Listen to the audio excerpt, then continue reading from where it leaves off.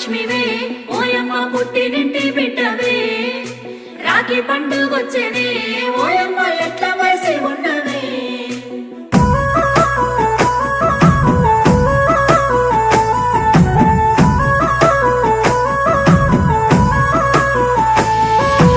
ఏడాదికోసారి రాఖీ పండుగ గిచ్చన్నగిరి మల్లె సన్నసిరి మల్లె గిచ్చన్నగిరి మల్లె